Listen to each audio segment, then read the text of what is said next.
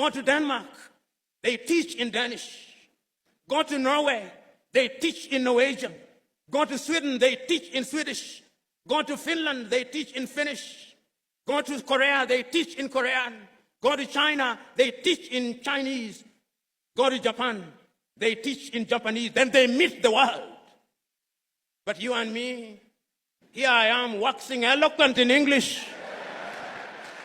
We were told that all the education we had acquired meant nothing. So that if you are eloquent in Ga or in Chui, you are not intelligent. You are only intelligent in English. You can only be intelligent in French, in Portuguese. We now know that that is nonsense. When that great Nigerian musician in the 1980s, fella Nicola Pokuti said, "Teacher, don't teach me nonsense." He meant it. He was reminding us that we must examine our education system. You know, when the British came here and they were establishing schools across Africa, and then when they were establishing Achimota, which is famous for producing great Ghanaians, the intention was to produce young men and women who would support the colonial empire. The intention was the same in Uganda with Budo's King's College. It was the same in Kenya with the Alliance schools. As Chinua Achebe says, the white man was clever. He came and put a knife in the things that held us together, and things fall apart. That we have now become famous for producing graduates in agriculture, some of whom, if you allow me a little latitude and hyperbole, cannot distinguish between a goat and a sheep.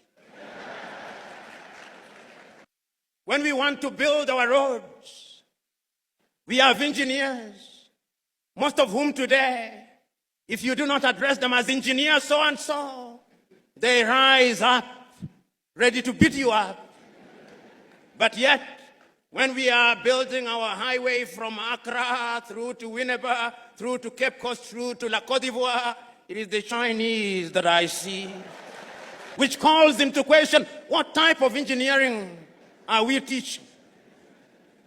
We are producing doctors, and they are good, some of them. But yet, when those of us who have the ability are sick, unless they do not know, they want to be airlifted to Dubai and to Germany. They have no faith in our medical system. When we are sick during COVID, all Africa is crying to America, "Oh, give us Moderna, give us Pfizer," to the Russians, "give us Sputnik." We are crying. Yet we have universities with professors in medicine. We must re-examine our education system, even in matters as mundane as sports, which is a multi-billion-dollar industry. The United States of America offers our young men and women scholarships to study sports. Our universities don't.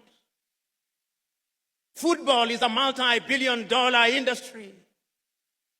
But yet, when one of the masters of ceremony was speaking in jest, it is not the anthem of Asante Kotoko that he remembered, but that of Liverpool, "We shall not walk alone." Theosagiefo was right when he said, we may actually solve the economic problem. We may even solve the political problem. But I dare say that the mental problem which was impacted and makes us feel inferior will take a little longer to solve. In 1933, Carter G. Woodson, that African-American educator writing in his book, Miseducation of the Negro, said that we have been so miseducated for so long.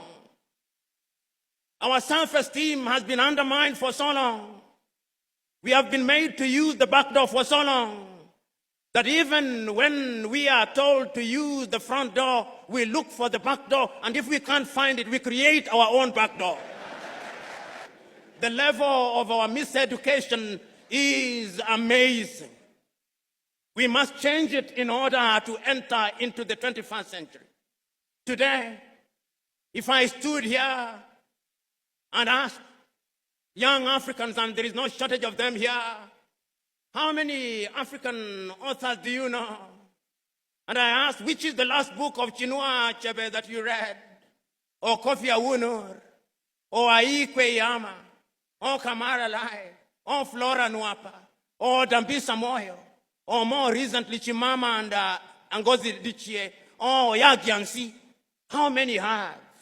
We have been made to believe that it's only Shakespeare and Charles Dickens that matter. The Osagiefo, to whom Africans owe an apology, wrote in his great book, Neocolonialism, the last stage of imperialism, and the most dangerous. We are in that stage.